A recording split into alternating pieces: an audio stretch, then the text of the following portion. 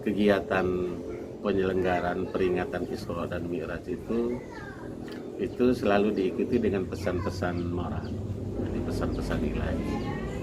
Kenapa Isra Mi'raj itu terjadi, bagaimana, dan seterusnya hasil akhir dari Isra Mi'raj itu seperti apa.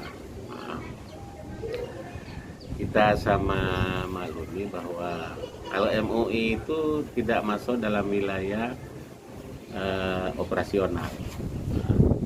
Nah, karena itu untuk kegiatan-kegiatan serupa ini dan hari-hari besar Islam lainnya itu kita serahkan sepenuhnya kepada PHBI. Kota Larantuka, kita punya PHBI Kota Larantuka, Daratan Flores Timur.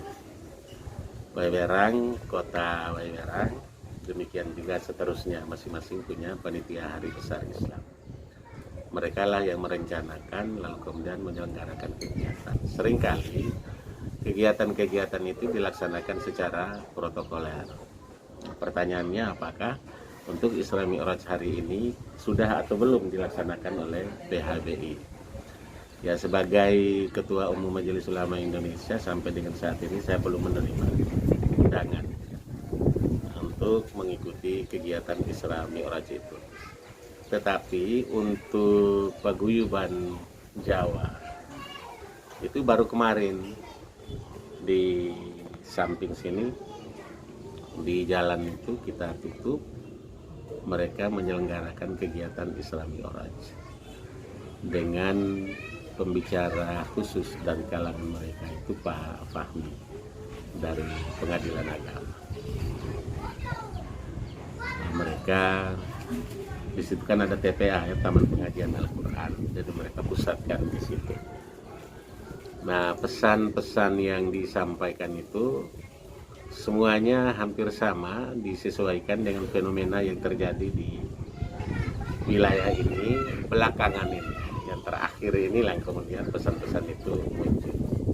Kalau secara historis itu sudah biasa. Tapi saya sendiri memandang Isra Mi'raj itu sebenarnya silaturahim dua alam. Ya. Jadi silaturahim bumi dan silaturahim langit. Ya. Jadi bumi itu Rasulullah berangkat dari Mekah ke Palestina, Allah alam bisawab. Itu urusan Allah. Tetapi kalau Nabi jelas, Rasul jelas, Allah mengatakan Nabi Muhammad SAW itu adalah kekasih. Segala sesuatu yang ia lakukan, insya Allah tiada ada yang dikatakan oleh Nabi, tiada ada yang dilakukan oleh Nabi kecuali itu wahyu. Ya, kecuali itu wahyu dari Tuhan Yang Maha Esa. Begitu. Pak, Bapak sebagai ketua MUI ya. Iya. Apa pesan moral untuk seluruh umat Muslim di Flores Timur, Pak? Iya. Pesan moral itu memang kita manusia ini yang pertama, ketika maaf ya, saya harus mulai dari waktu fajar. Ketika waktu subuh itu orang tidak bangun lalu memuliakan Allah Subhanahu wa taala, tidak memuliakan Allah Subhanahu wa taala, maka ada 4 penyakit yang kena pada dirinya itu. Penyakit yang pertama adalah dia selalu menghadapi tingkat kesibukan yang luar biasa yang dia sendiri juga tidak tahu. Dia pikir sibuk itu bagus. Padahal kesibukan itu adalah bagian daripada penyakit, karena dengan kesibukan itu lalu dia lupa bahwa ada waktu-waktu tertentu dia harus berhubungan dengan Sang Khalik Penciptanya. Yang kedua, dari sisi kebutuhan itu selalu seperti Maslow itu. Semakin terpenuhi, semakin tidak puas, semakin terpenuhi, semakin tidak puas. Itu penyakit yang kedua yang dihadapi oleh umat manusia. Dan yang ketiga, ternyata ya karena namanya kita manusia ini hidup berdampingan itu mestinya baik.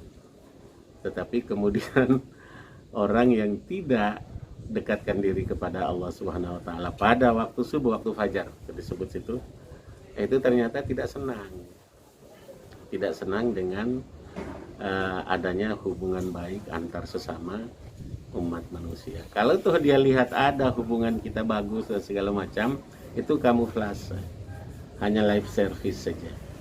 Dia juga nimbrung ke dalam, gitu. Sedangkan yang keempat, karena waktu fajarnya dia dengarkan, maka ketika seruan-seruan baik itu selalu dianggap sebagai sesuatu yang buruk, karena hatinya tidak bisa menembus lapis langit ketujuh sampai ke satu tempat yang namanya Sidratil Muntaha. Normal kan tidak mungkin dalam satu malam. Subhanalladzi asra bi abdihi lailan minal masjidil haram ilal masjidil aqsa. Ini Masjidil Haramnya di Mekah, Masjidil Aqsanya di Palestina. Begitu. Lalu di situ Mi'raj. Nah, tetapi di akhir ayat itu innallaha ala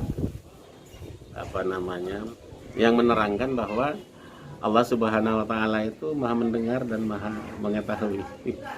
Ul Basyirnya di situ Maha mendengar dan Maha mengetahui. Sehingga kita tidak bisa menafikan itu dengan akal pikiran manusia. Urusannya adalah urusan Allah Subhanahu wa taala. Meskipun secara historis Rasulullah diperjalankan itu lantaran Rasulullah sedang berada dalam satu peristiwa yang dikenal dengan Amul Huzni, 1 tahun kesulitan. Pamannya yang selalu membantu dia dalam perjuangannya, dakwanya, meninggal dunia.